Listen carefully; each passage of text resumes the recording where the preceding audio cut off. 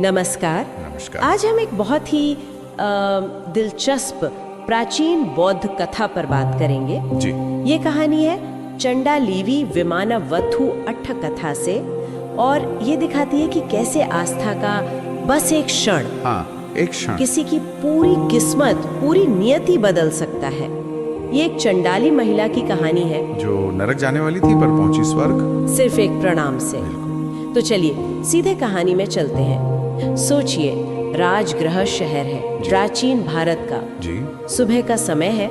बुद्ध अपने ध्यान से उठते हैं और अपनी बुद्ध दृष्टि से संसार को देखते हैं। ये उनकी रोज की दिनचर्या थी और ये कोई आम देखना नहीं था। इसे महाकरुणा समापत्ति से उत्पन्न ज्ञान कहते हैं। महाकरुणा समापत्ति मतलब वो गहन करुणा की एक ध्यान अवस्था। इसमें वो देखते थे कि किसे उनकी मदद की, उनके उपदेश की सबसे ज्यादा जरूरत है। अच्छा। वो देख सकते थे लोगों के कर्म, उनका भविष्य, उनकी आगे की गति क्या होगी। अविश्वसनीय। और इसी दृष्टि से उनकी नजर पड़ती है एक बूढ़ी महिला पर। शहर के बाहर चंडाल बस्ती में, जिसे उस समय चंडाली कहते थे, निम्न जाति की। और बुद्ध देखते हैं कि उसका जीवन बस खत्म होने वाला है। और सिर्फ इतना ही नहीं, वो ये भी देखते हैं कि उसके जो कर्म हैं वो उसे नरक ले जा रहे हैं। लिखा है कि नरक में पुनर्जन्म दिलाने वाला कर्म तैयार था। ये दिखाता है बुद्ध की वो क्षमता। और यहीं से कहानी असल में शुरू होती है। बुद्ध को उस पर बहुत करुणा आती है, गहरी करुणा। और वो सोचते हैं कि नहीं, इसे बचाना होगा। उसे नरक जाने से रोकना है, उसे स्वर्ग पहुंचाना है। ये कितना बड़ा संकल्प है। ये बुद्ध की करुणा का, उनकी सक्रिय मदद का एक उदाहरण है। वे सिर्फ उपदेश नहीं देते थे। सही। तो फिर क्या होता है? बुद्ध भिक्षुओं के साथ निकलते हैं। भिक्षा के लिए राजगृह शहर में जाते हैं। और उसी समय वो बूढ़ी चंडाली महिला, वो अपनी लाठी के सहारे धीरे धीरे शहर से बाहर निकल रही थी, शायद जिंदगी के आखिरी पल। और रास्ते में वो बुद्ध को देखती है, शांत, तेजस्वी, भिक्षुओं के साथ। और वो ठिठक जाती है, रुक जाती है, शायद सम्मान में या डर में या विस्मय में।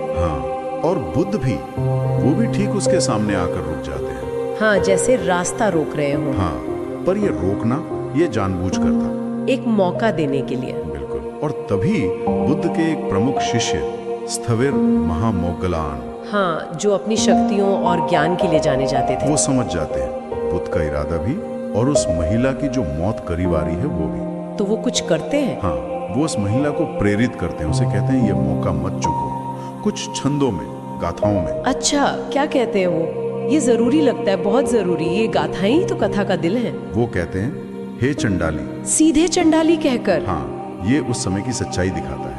पर यह भी कि बुद्ध की करुणा जाति नहीं देखती। फिर कहते हैं, गौरवशाली गौतम के चरणों में प्रणाम करो। चरणों में प्रणाम करो। फिर कहते हैं, तुम्हारे प्रति करुणा के कारण ही। अच्छा, मतलब ये बताया कि बुद्धा खास उसी के लिए रुके। ऋषियों में 7वें ऋषि तुम्हारे सामने खड़े।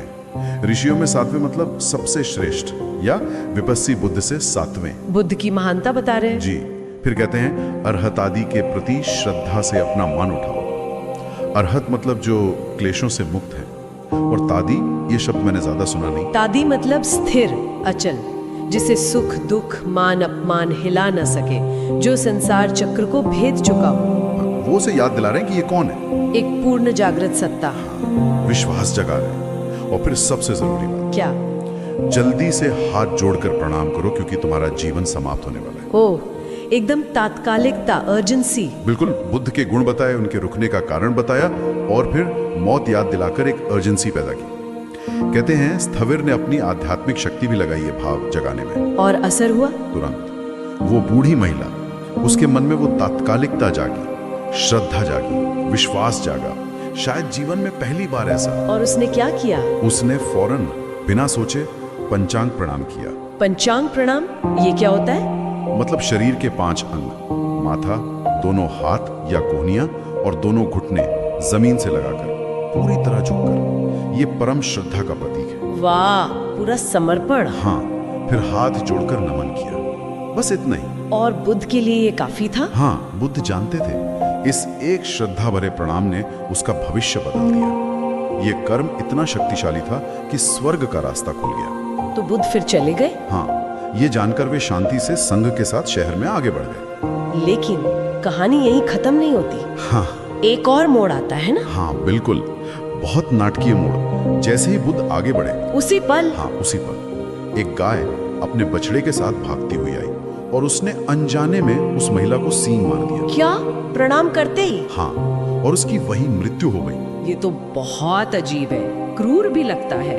लग सकता है, पर कथा के हिसाब से देखें तो ये जीवन की क्षण भंगुरता दिखाता है। मौत कभी भी आ सकती है, और शायद उस प्रणाम के फल की तात्कालिकता भी। बिल्कुल, उसका अच्छा कर्म बना और फल तुरंत मिलना था। मृत्यु बस एक जरिया बनी। और सबसे महत्वपूर्ण, मृत्यु के समय उसका मन कैसा था? बुद्ध में श्रद्धा से भरा हुआ। हाँ, इसे कहते हैं मरणासन्न कम का प्रभाव। मृत्यु के समय का चित्त अगले जन्म पर असर डालता है। शास्त्र में इसे भी लिखा गया है। क्या लिखा है? स्थिविर के आग्रह से प्रेरित होकर शरीर समाप्त होने से पहले चंडाली ने चरणों में प्रणाम किया, गौरवशाली गौतम के। फिर? तब एक गाय ने उसे मार डाला। उस चंडाली को, जो हाथ जोड़े खड़ी थी, पूर्ण जागृत बुद्ध को नमन करते हुए, अंधकार में प्रकाश लाने वाले को। अंधकार में प्रकाश लाने वाले को? वाह! तो मृत्यु के बाद कहाँ गई वो? सीधे तावतिन स्वर्ग। तावतिन? वो 33 देवताओं वाला स्वर्ग। हाँ वही, एक बहुत ऊंचा सुखद लोक। और वो वहां सिर्फ पहुंची नहीं, बल्कि एक बहुत शक्तिशाली प्रभावशाली देवी बनी। लाखों अप्सराएं उसकी सेवा में। सोने का चमकता हुआ महल 10 योजन तक फैला हुआ। ये तो अविश्वसनीय बदलाव है। एक बूढ़ी गरीब चंडाली महिला से सीधे इतनी वैभवशाली देवी। हाँ, उस एक प्रणाम के पुण्य का फल तत्काल और इतना विशाल। लेकिन वो देवी बनकर स्वर्ग में ही नहीं रही। नहीं, कहानी में एक और पड़ाव है। उसी दिन, जिस दिन वो देवी बनी, हाँ, वो वापस पृथ्वी पर आई। अपने स्वर्गीय वैभव से नीचे उतरी। कहाँ आई? किसके पास? स्थविर महामोग्गलान के पास, जो जंगल में ध्यान कर रहे थे। अच्छा, जिन्होंने उसे प्रेरित किया था। जी, वो ने प्रणाम करती है। ये उसकी कृतज्ञता है। वो जानती थी कि स्थिविर की वजह से ही ये संभव हुआ। वो क्या कहती है उनसे? वो कहती है, दिव्य शक्ति पाकर मैं राग रहित, धूल रहित, अटल बुद्ध के पास आई हूँ, जो वन में अकेले बैठे हैं, यानी स्थिविर। हे महान शक्ति वाले वीर, मैं आपको नमन करती हूँ। स्थविर तो चौंक गए होंगे उसे देखकर। बिल्कुल। वो पूछते हैं, सुनहरे रंग वाली, सुंदरता से चमकती हुई, अप्सराओं से घिरी हुई, हे देवी, तुम कौन हो जो मुझे प्रणाम कर रही हो? वो उसे पहचान नहीं पाते। और तब वो बताती है अपनी कहानी। हाँ, 4 छंदों में, और यही पूरी कथा का सार है। वो कहती है, आदरणीय महोदय, मैं एक चंडाली थी। आपके आग्रह पर, हे वीर, मैंने अर्हत गौरवशाली गौतम के चरणों में प्रणाम किया। उनके चरणों में प्रणाम करने के बाद मैं चंडाली के गर्भ से मृत्यु को प्राप्त हुई और नंदनवन, तावतिन स्वर्ग का उपवन में पुनर्जन्म लिया। एक अत्यंत रमणीय महल में 1 लाख अप्सराओं से घिरी हुई मैं अब उनमें सबसे प्रमुख हूँ। सौंदर्य, प्रसिद्धि और महिमा में विशिष्ट, प्रचुर अच्छे कर्मों से समृद्ध। उस एक प्रणाम से जागरूक, स्पष्ट रूप से समझते हुए मैं संसार के करुणामय ऋषि बुद्ध का सम्मान करती हूँ। इसी कारण आदरणीय महोदय, मैं प्रणाम करने आई हूँ। इसमें तो सब आ गया। उसकी पिछली जिंदगी, स्थविर की मदद, बुद्ध को प्रणाम, उसका नतीजा और उसकी कृतज्ञता भी। हाँ, ये रूपांतरण कमाल का है। ये दिखाता है कि बुद्ध के प्रति सच्ची श्रद्धा, सच्ची आस्था, उसका कितना महत्व है। यहाँ चेतना मतलब इरादा, इंटेंशन, वो सबसे महत्वपूर्ण है। सिर्फ शारीरिक क्रिया नहीं थी वो। नहीं, वो स्थविर के शब्दों से प्रेरित थी। बुद्ध के गुणों में गहरा विश्वास था और एक तात्कालिकता का बोध था। इसी चेतना ने उस प्रणाम को इतना शक्तिशाली बनाया। और फिर क्या हुआ?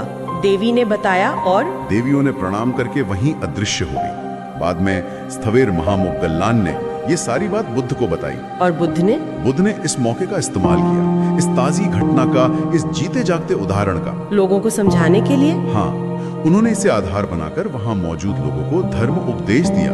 और जाहिर है, जब लोगों ने ये सुना, एक ठोस प्रमाण देखा, तो उनके लिए वो उपदेश बहुत लाभकारी रहा। तो अगर हम इस पूरी कहानी का निचोड़ निकालें, तो मुख्य बातें क्या है? ये सिर्फ एक चमत्कार तो नहीं है। नहीं, चमत्कार से ज्यादा है। पहली बात तो कर्म और पुनर्जन्म, खासकर मृत्यु के समय के कर्म या चित्त का महत्व, मरणासन्न कम। हाँ। दूसरी और शायद सबसे अहम, बुद्ध के प्रति श्रद्धा की शक्ति, श्रद्धा। ये कहानी बताती है कि सच्ची श्रद्धा इतनी ताकतवर हो सकती है कि वो वो आपकी जाति, आपकी सामाजिक स्थिति, यहाँ तक कि आपको पिछले बुरे कर्मों के असर को भी बदल सकती है, कम से कम अगले जन्म के लिए तो। ये बात थोड़ी चौंकाती है कि सालों की साधना या दान पुण्य की जगह एक पल की श्रद्धा को इतना बल दिया गया है। हाँ, और ये समझना होगा कि ये विमानवत्थु जैसी कथाओं का एक खास अंदाज है। ये स्वर्ग में जन्म के कारणों पर फोकस करती हैं। अच्छा। ये अक्सर दिखाती हैं कि दान या श्रद्धा के छोटे काम भी अगर सही मन से और सही व्यक्ति जैसे बुद्ध या संघ के प्रति किए जाएं, तो उनका फल बहुत बड़ा हो सकता है। शायद आम लोगों को प्रेरणा देने के लिए भी कि पुण्य के लिए हमेशा बहुत बड़े काम जरूरी नहीं। हाँ बिल्कुल, कि एक क्षण का शुद्ध विश्वास, एक पल की सच्ची भक्ति भी बहुत मायने रखती है। जैसे आज भी हम देखते हैं लोग बुद्ध के प्रति कितनी श्रद्धा रखते हैं। सही कहा। जैसे लोग तीर्थ यात्रा पर जाते हैं, बोध गया, सारनाथ, मूर्तियों के सामने, बोधि वृक्ष के सामने पूरी श्रद्धा से झुकते हैं, शायद वो भी इसी तरह के एक तीव्र क्षण की अभिव्यक्ति है। हाँ, एक तरह से ये दिखाता है कि वो गहरा जुड़ाव, वो सम्मान, चाहे वो लंबे ध्यान से आए या एक क्षण के प्रणाम से, उसका अपना महत्व है।